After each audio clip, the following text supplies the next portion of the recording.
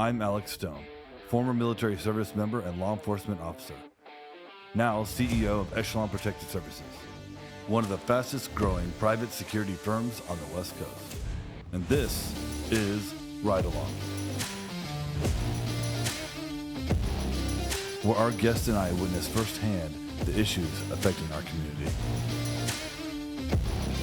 I believe our proven method of enacting meaningful change through compassion and understanding is the best way to make our streets a safer place and truly achieve security through community.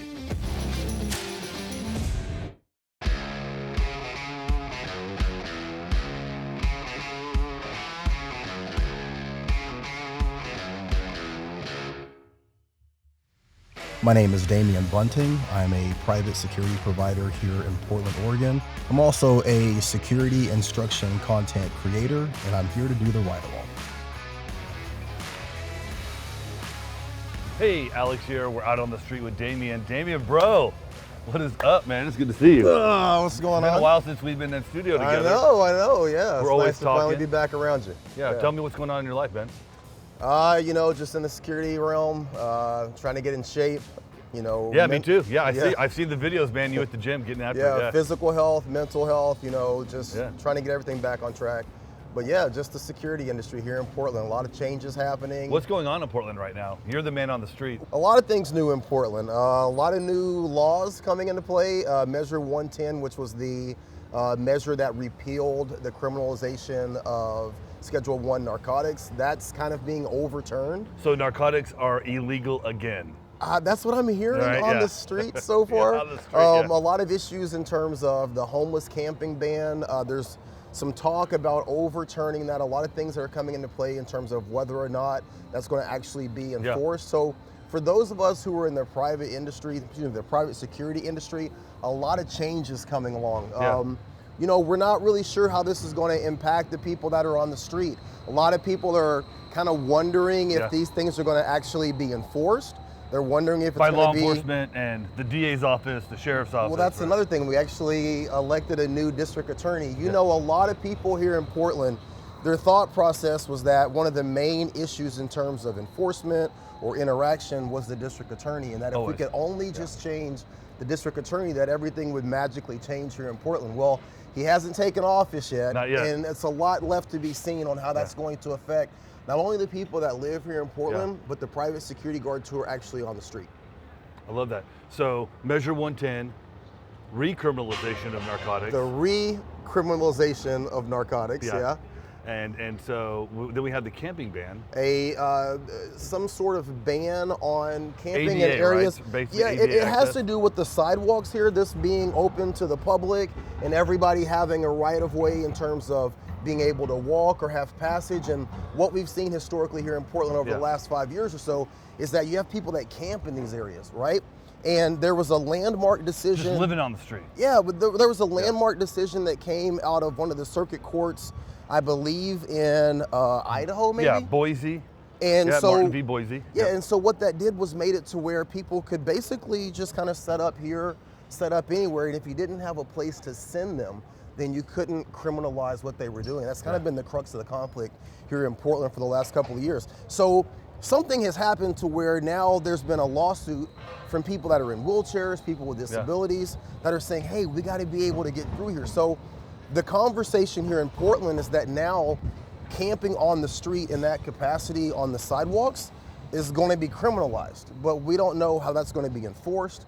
We don't know how that's going to be addressed. And there's just a lot of things that are in flux here in Portland that are going to affect not only the people that live here, but the private security companies and each individual private security guard. Wow, that is a lot going on for one city to handle.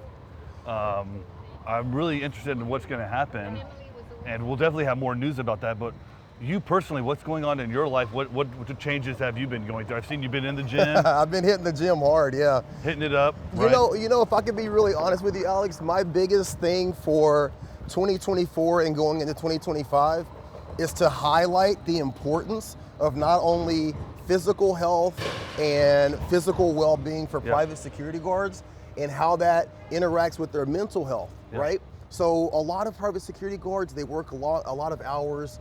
You know, they're kind of burning the candle on both ends. Oh, trying to get that overtime. Trying to get that overtime, Trying to make right? that We money. live and die by the Yeah, overtime. yeah. I think that's something that somebody once Absolutely. told me that.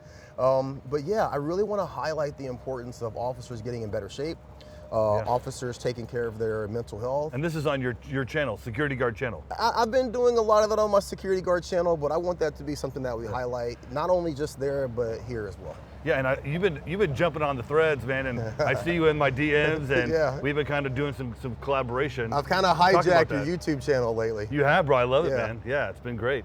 So, you know, for me, I've built the Security Guard channel over the past 4 years, which, you know, it's all about the lifestyle of being a security guard. You know, I don't put information that's just training based or just informational based. You know, we're talking about everything, like you just brought up, you know, physical fitness and mental health.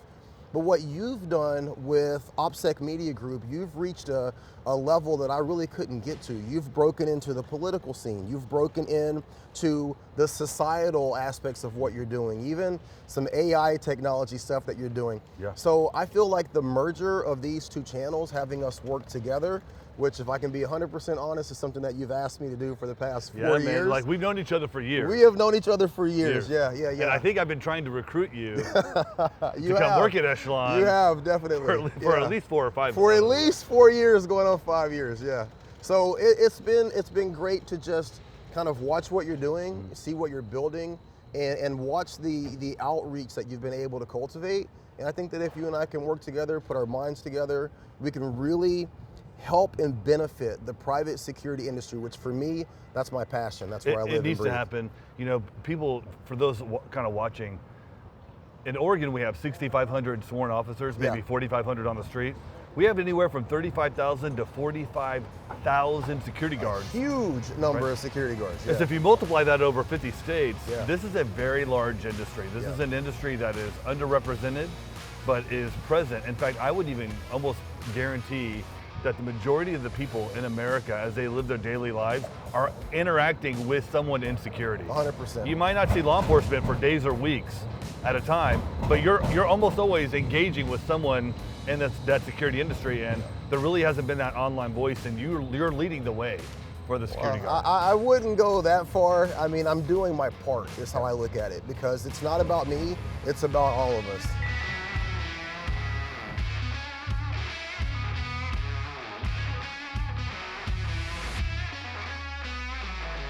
You know, there's a lot of transitioning happening in, you know, what you're doing online in Portland, but in the industry as a whole, like we said, millions of people are in the security industry, and it just seems like AI is making this grand entrance, and something huge is going to be happening soon, right?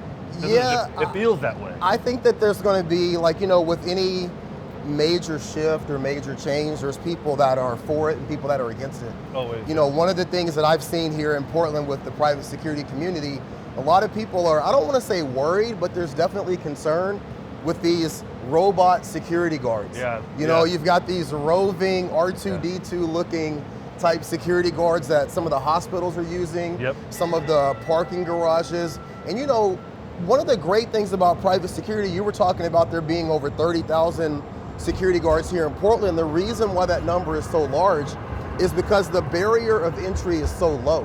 There's a lot of opportunity for guards to work in parking garages, guards to work, you know, inside or outside of hospitals. There's a lot of different things that you can do. And so the concern is that at the lower end of some of these opportunities, if they just continue to put in cameras, they just continue to put in roving robots, that's going to take opportunities and jobs away from people who historically have had those. Now, you have been very adamant in saying that, look, you can put up all the cameras and have all the robots that you want. That's not interaction, that's not community policing. It's not. And ultimately, those are the two things that make differences, but we're going to have to see, we're going to have to see how that pans out over the next couple of years here. Yeah, you know, that I see the trend, and you're right. You know, people think that technology can be a full replacement, and it can't. You got to have community engagement. Community engagement is really what brings crime down in an area. And as much as we want to think that a robot can replace a person, at the end of the day, it can't. Yeah. And it definitely can't stop a crime in progress. Right. And that's what security guards are really meant to be. They're meant to be a proactive solution and not a reactive solution. Yeah. And AI, if all you have is AI tracking people, maybe doing a facial recognition, all that stuff that is good information to have for law enforcement after the crime has occurred. Yeah. But who's gonna go and interdict that criminal? Is a robot gonna step in and tell that criminal, hey, don't break in this car? Right. It's not gonna happen. In fact, the robot's probably gonna get thrown in the back and taken. And you know, the car. interesting thing is that as we're having this conversation, like I'm looking at the people that are out here, the people that are, you know, posted up on the sides of the building. These are all people that I know from working downtown. And I think that community involvement to where you actually have a relationship and a rapport. It's not the fact that it's a robot or a human being over a robot. Yeah. What stops someone from doing something, what keeps someone from doing something further down the line is the fact that they have a relationship with that person that's interacting with them. You can have a police officer there. If they don't know that police officer and the police officer says, stop doing X, Y, and Z, or what? I'm in Portland. I know what's going to happen to me when you take me to the jail. Yeah. I know what's going to happen to me if I'm actually standing before a judge. That's you can right. get bent. It's only because they have that relationship with that police officer or that security guard that gives them that moment of pause to make a difference. So I think it's a great thing that AI technology, robotic technology are coming onto the scene. The important thing is, how do we mesh those two? How do we blend those two things together? There has to be a level of integration. Yeah. There has to be a level of integration, Yeah. right, with the guard, with that human element, some type of direct action on the part of a human. So we got this guy over here yelling at us, right, because we're doing it on camera. You want to be on video? Let's go talk to him. Yeah. So this is what we're talking about. Robots are not going to be able to engage the community in a way that's beneficial, right? Robots are not going to notice. Security companies have to do community engagement, not just acting like a scarecrow. They actually have to talk to people, have a meaningful conversation, and then offer them resources.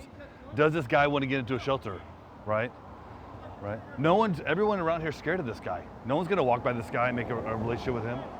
And neither is a robot. A robot is not going to be the conduit through which this individual. So a perfect example of what we're seeing right now, right? In a normal situation out here on the street, normal circumstance, private security companies, private security companies that have the model of simply put a shirt on somebody and send them out to a location, they're not going to have the confidence to go and address this person. That's right. Our interaction right now is not a situation where we're looking to get into a fight with this person. We're looking to have any sort of situation where we impose our will. But because Alex and myself both work on the streets on a daily basis, this is our environment. This is our neighborhood. This is our community. I have no problem having a conversation with this person, letting him get whatever he needs to get off of his chest, offer him services, and be in a position to help. But if you put a robot or some sort of AI technology out here, how do you accomplish that? It's all about melding those two things. I think you had a great point you might be able to even lock down a building. You might use AI triggers to lock a building down, so maybe that building won't get broken into, but what about the livability of the street? What about the livability of public space that's going to invite back that and people that don't live here and make this a real commercial hub and a commercial center for activity and business? AI can't do that. And so, and it definitely has to benefit each other, because a great thing, if that store had a technology or they were working with a company that alerted a guard, and not just a run-of-the-mill guard, but a guard that was embedded in this community, that could come over and go, oh yeah, that's Steve. I know Steve. I deal with him on a daily basis. You want to get to a shelter? Yeah. You want me to get you? I can get you a taxi. I can call a car service. We can get a nonprofit out here and actually engage the community with solutions. Yeah. In fact, we filmed. And I don't know if you're aware of this, but we actually filmed here with a candidate, Vadim Bozirski, and Vadim was running for city council at the time, I believe. And on that show, right across the way, there's a little... over here on this side? Yep, there's a little cove right there, right where that metal fence, that sandwich fence is at. Oh yeah, okay, I see it. Yeah. And we had 2 or 3 dudes doing dope there. One was kind of an enforcer type, and he had a girl that was working the streets here, essentially a prostitute. Yeah. And we were able to contact her, ask her if she needed help, and we got her taken to a shelter. And that's the type of activity that needs to happen to transform a city. We're talking about community transformation. We're not talking about acting like a scarecrow to scare people. Right. And there's the a big goal. difference. And I think you just hit on something that is so often overlooked. The average person's view of what private security is in 2024 is based on their view of it from 1977. Yeah, that legacy model. That legacy model, right? I call it the scarecrow legacy model. 100%. And I think that most people I don't want to say give credit, because it's not about giving credit, but most people don't understand how involved we actually are on the streets interacting with people in situations like this. Yeah. Good stuff, Damian. I mean, again, this is what happens when you aren't just in a studio or at your office, but you get out on the street and engage people on the street. Yeah. This is the level of activity you get. And this is what the job requires.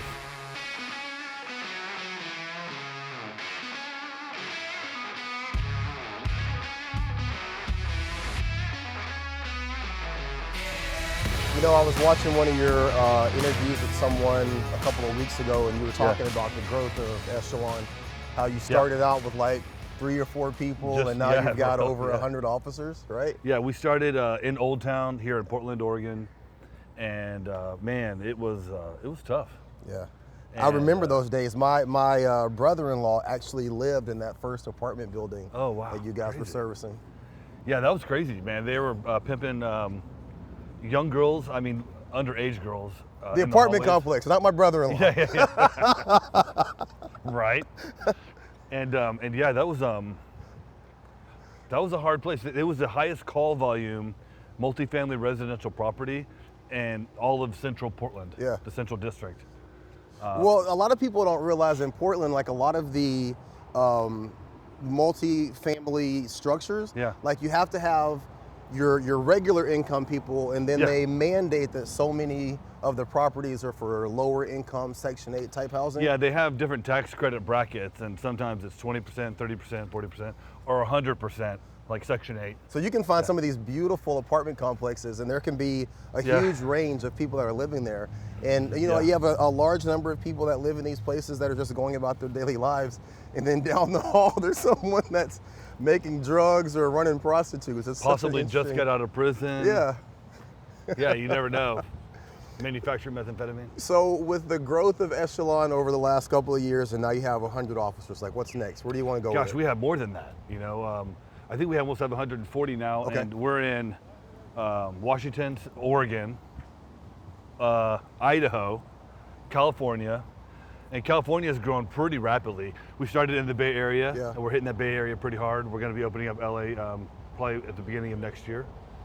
And New Mexico and Colorado. Taking over the country. Yeah, the goal is to have, 1,000 guards in the next 5 years. 1,000 guards total, or 1,000 guards just here in Portland? 1,000 guards total. No, we don't want to oversaturate the market. There are actually a lot of, I think, are good security companies. Well, like yourself, you've been working for ODS. Yeah. Prior to that, Security Services Northwest. They've been around for, I think, the 70s. Yep. They do a lot of ports and marine patrols. Yep. And fantastic company out of, I think, SoCal, right? Southern California. Yeah, I'm not sure like where SS&W, I know that Off-Duty Services and Protos are coming out of Texas now. Yeah. ODS, great company. Protos is an excellent company. And a lot of these, even the big box companies, they always had that more elite service. Yeah. Securitas will have Pinkerton. People don't realize that. The idea around Securitas and Allied Universal, they tend to associate that with big box chain type security, which it is. But there's a level at the height of those two companies where they actually do provide some very, very intricate, high level services. Yeah, they're running some tactical teams Yeah. for major corporations, Fortune 500 companies. They'll often run their response teams. I guess they would probably call them not a tactical team, but. You imagine getting kidnapped by a cartel and some Allied Universal guard kicks in the door and rescues you and your family. That'd be awesome. It'd be Allied Universal patch. I really hope there's a trident under that patch, right? Yeah, whatever. Yeah. Yeah, so we've been growing, man, and a part of that growth is the need to recruit. Yeah. And that's one of the reasons, we even have this podcast, the Ride Along OPSEC Media Group, which is our parent brand, the body cam episodes we do. And all that work is really to highlight the security industry and to show people, hey, this isn't just standing around like a scarecrow. Right. You can actually make good money. This industry is no longer just a launch pad to military or fire, EMS, or law enforcement, right? This is a legitimate career path for people in America that maybe didn't want to go to college. Maybe they want to do something, they want to help their community, they want to do something good, want to go home and feel like they accomplished something for themselves, for their family, for the community. Security work in the right company, like an Echelon, people can go home at the end of the day feeling proud of who they are. Absolutely. I know that for the vast majority of people, with what I've done with the Security Guard channel is try to open up kind of a visual understanding of the lifestyle of what it means to be a security guard, what it means to be a security officer, however you want to package that. But I agree with you. The biggest issue with 99.9% of private security guards is that they don't feel that they're contributing anything to the actual betterment of their community or to society in general. Your company and companies like yours and the things that you guys are doing, it gives people an actual reason to be out there. It gives them a reason to be involved. You're doing something so much more than just rattling that door, observing and reporting. And even though those are three very important aspects to what we do, and they always will be, there's so much more that private security is doing in 2024, and that needs to be highlighted. So for the two of us, I really enjoy the fact that we're working together and that I'm bringing my channel's influence over to what you're doing, utilizing your resources, you guys tapping into what I'm doing, and we're bringing those two communities together so that we can highlight what private security is doing as a whole. It's so needed, and I'm really looking forward to it. So Damian, I've known you for 4 years. 4 years, yeah. Maybe 5 now. We're getting close to 5, yeah. So we're talking about recruiting. Yeah. And I think this is a great time to make the announcement. Yeah. Literally, I've been trying to recruit you hundreds of times. Yeah. I know that you are fantastic at your job. People depend on you at your company. Sure. But I think we should make the announcement. You're coming over not only to Echelon, but you're going to be part of the OPSEC Media Group. You're going to be part of the Ride Along podcast. And I'm excited, man, to welcome you to the family, man. I'm excited too, man. I really want to thank you for bringing me in to be a part of this. I think that for me, it was very difficult for me to see the vision of what you were doing. A lot of what we've talked about today is the old model of security and the new model of security. And you have come into this from the first time that I met you 4 years ago with a vision for the new model of security. It took me a little bit of time to kind of understand that, to see that, and to be able to see that with Echelon and with OPSEC Media Group. So I'm very, very excited to come over, be a part of what you guys are doing, not only be a part of it, but to help push it forward into 2025 and beyond. So I'm looking forward to all the great things that we can do together. Bro. Let's Absolutely. Go. Outstanding. Hey guys, make sure that you subscribe to the Ride Along podcast and OPSEC Media Group. Anything that we're doing on the private side of the Security Guard channel will also be featured on OPSEC Media Group and the Ride Along podcast. We want you guys to please go over to that page, join that page, like, share, and subscribe, because ultimately the goal of what we're doing here is to build a platform for the entire Security Guard community. That's right. Damian, thanks for being on the Ride Along today. I'm excited about you co-hosting and being on more episodes in the future. Yeah. And again, Ride Along podcast, OPSEC Media Group, collaboration with the Security Guard channel, Damian Bunting. Absolutely. Thanks, Let's bro. go. Awesome, bro. Welcome to the team. I'm looking forward to it. Love it. Awesome. Let's hit it.